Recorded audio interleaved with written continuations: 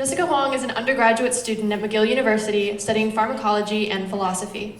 She currently works in health policy, law, and bioethics research at the Center of Genomics and Policy, and has previously worked in patient experience at global biopharmaceutical firm AbbVie and in extracellular matrix research in McGill's Department of Anatomy and Cell Biology. She's helped curate architectural exhibitions at McGill Rare Books and Special Collections, and has served as editor-in-chief for multiple art magazine publications. In 2023, she received a Leader in Science Award from the McGill Science Undergraduate Society. Her varied collection of experiences has shaped her conviction that the most meaningful questions we face require drawing from multiple disciplines. She's fascinated by how integrating different ways of knowing can sharpen our pursuit of truth. Driven by this, she aims to explore polymathic thinking and why interdisciplinary approaches to knowledge matter in our increasingly fragmented world. Please welcome Jessica to the stage for her talk, In Search of Truth, A Case for Polymathic Thinking.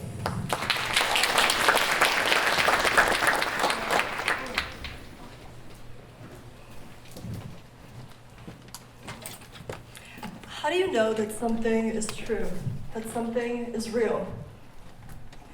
We live in this world by trusting what we see, what we're told, what we can reason through, what we can feel.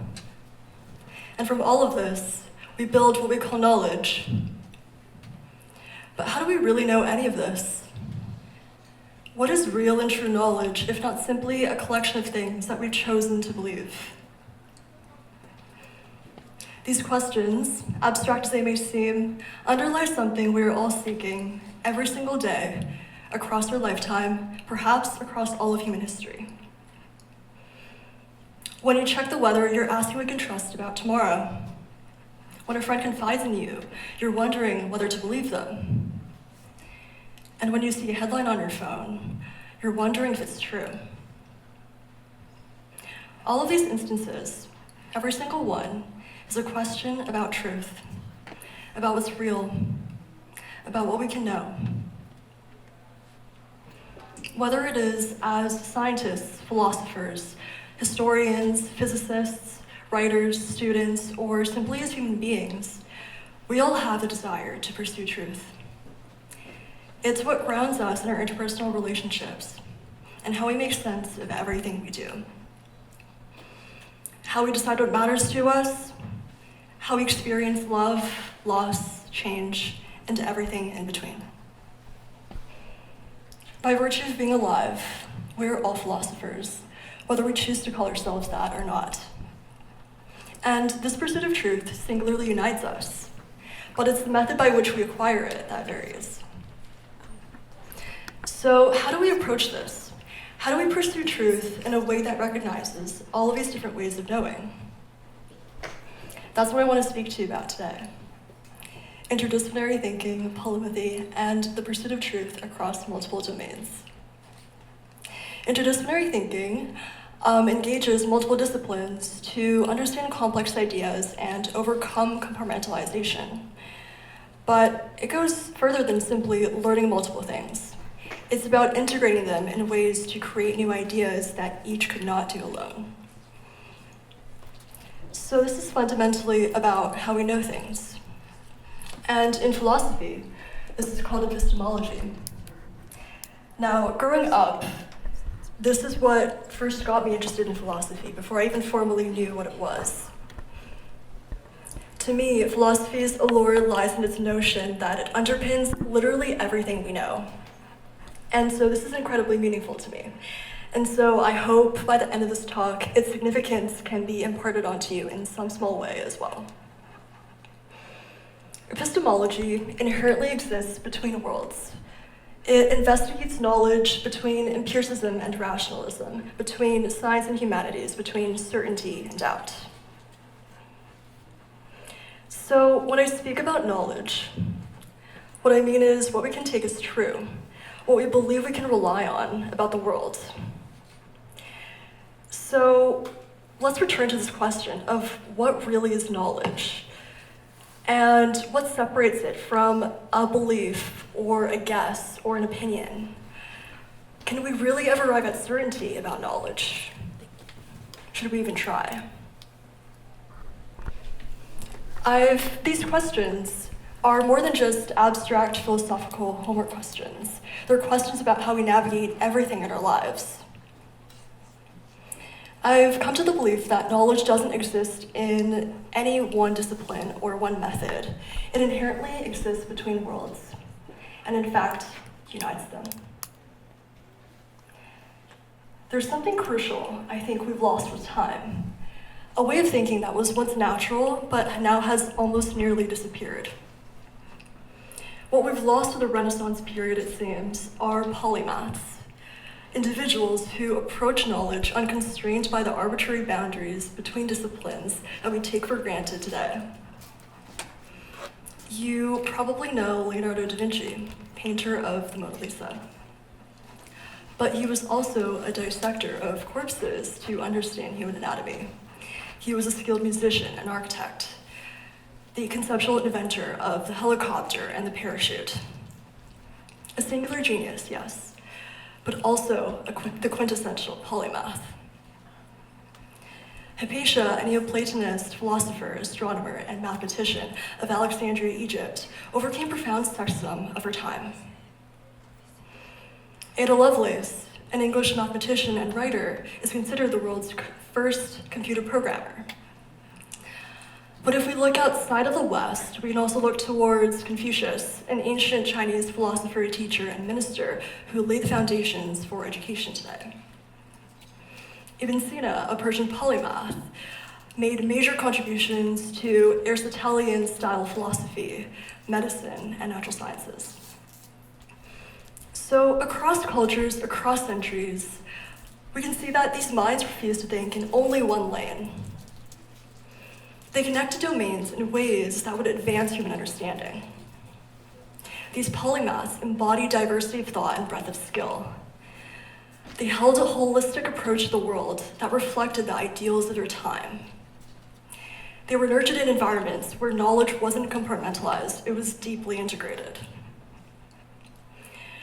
So, philosophy often gets criticized for being abstracted from the real material conditions of people's lives. So here I should be honest. These polymaths had something that most people didn't, even compared to those of their time. They had time, resources, freedom from the need to survive through specialized labor. And the reality is that most of us need to earn a living, need to have bills to pay. And the capacity to pursue knowledge for its own sake is indeed a privilege. But I do still think there's something worth salvaging here. And it's a simple belief that knowledge is not naturally separated into silos, and that curiosity across boundaries can enrich our pursuit of truth. Curiosity is not just the domain of singular geniuses. It's a mindset and approach that anyone can cultivate. I think and hope that we can ask questions across disciplines and earn a living. So, what remains of this today? Today, we ask young people at the cusp of adulthood to declare a singular passion, path, and truth, and to pursue that exclusively. By the age of 18, we're supposed to know what we want for the rest of our lives. And this pressure isn't accidental. Despite its potential, polymathy, a way of thinking about the world, a way of moving through the world, is not easy today. With the progressive professionalization of our academic institutions and industrial specialization, there has been a narrowing of intellectual roles. While today's universities have produced such depth of knowledge, it has also exacerbated this narrowing of focus that may stifle interdisciplinary exploration. We've built walls between disciplines, both institutionally and culturally. Specialization has become the norm, and with it, a discouragement of curiosity across boundaries. My background is in science and philosophy, and in my science classes, there's often the dismissal of the humanities as soft, subjective, irrelevant. And in my philosophy classes, there's the critique of empiricism and scientific method as reductive, obsessed with hard quantitative data, while positioning the humanities as superior. I sit between these two worlds, and I wonder why this has to be the case. Science exalts its method. Philosophy does the same. And I'm sure this happens between every discipline. So, I believe that the most pressing questions we face require multiple ways of thinking. I'm not calling for a dismantling or radical restructuring of our academic institutions. I deeply respect them. But I believe that polymathy is not just the domain of these singular geniuses. I believe it's something that we can all pursue in our natural everyday lives. It can transcend scholarly practice into our everyday lives. So we must reconceptualize what polymathy means to us today. Institutional structures aside, to live with the polymathic thinking of a Renaissance person is to engage with the world in all its complexity. So what I hope to spark is a certain joie de vivre, a mindset towards living that can make intellectual polymathy a natural everyday pursuit. I think this holds especially true in a city like Montreal, where you meet people who engage in multiple disciplines, multiple things, without the strict singular definition of self. The more places I visit, the more certain I am of this. Outside of maybe New York City, I'm not sure there's a place like Montreal that values art, culture, and history so deeply while still excelling in medicine, tech, engineering, etc. I may be completely biased, but I do believe this plurality is one of the things that I love the most about Montreal. And it's reflected in the people that I've met here as well. My friend Camille, who I studied pharmacology with, designed building structures inspired by the alveoli structure in her lungs, the alveoli network in her lungs, for her architecture portfolio. My friend Ilya, who wants to pursue medicine and global health, led a fashion art magazine with me and also shoots photography on the side. My friend Ethan, who studied political science, can talk for hours about history, philosophy, linguistics, genomics, music, etc., with endless curiosity. I love meeting people who live at intersections like this. It reminds me, and it echoes the sentiment, that identity is not singular, and neither is truth. Embracing polymathy begins with each of us cultivating a sense of openness, curiosity, and humility in our everyday lives toward unfamiliar knowledge. So it begins with the everyday, and here's what I invite you to do. Google everything unfamiliar that you come across. Subscribe to credible media about things that you don't know enough about. Read a few academic papers, dare I say. Ask your friends what they're learning and listen in great detail.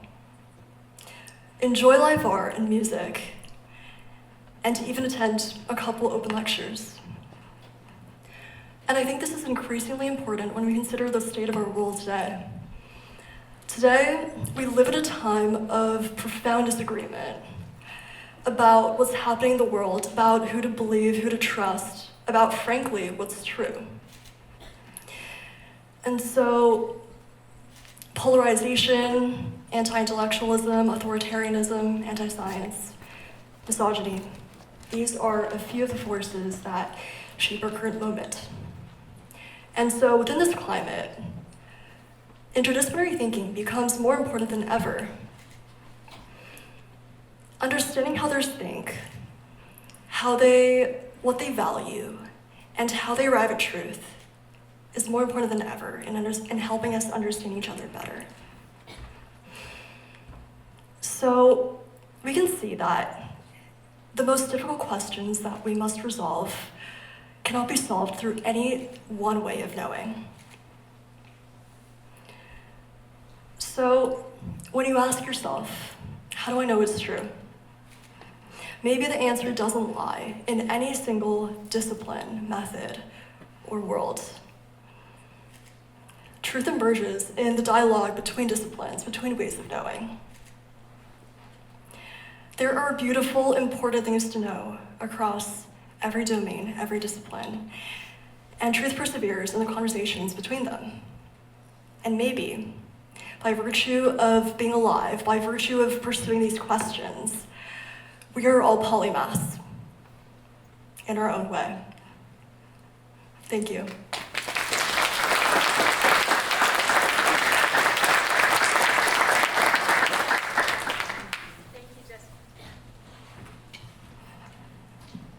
Thank you, Jessica. That was incredible. I have one question for you. For students who feel pressured to pick a specialty early, what's one way that you recommend they practice polymathic thinking? This is a good question. This is actually advice that I would say I'm giving my younger sister who's graduating high school right now. And it's just to keep this sense of curiosity, keep this desire to learn. And the few things that I mentioned, like at the end, reading things, pursuing things out of passion, pursuing things out of curiosity, I think that can ground this, because it's always about, to me, intellectual integrity, humility at the end of the day. And I think as students, it's easy to just say, I'm so busy, I don't have the time. I've done the same. But I actually think pursuing these things can prevent burnout, and it's a worthwhile pursuit. So I speak from personal experience that it is a worthwhile pursuit. Wow, thank you for that insightful answer.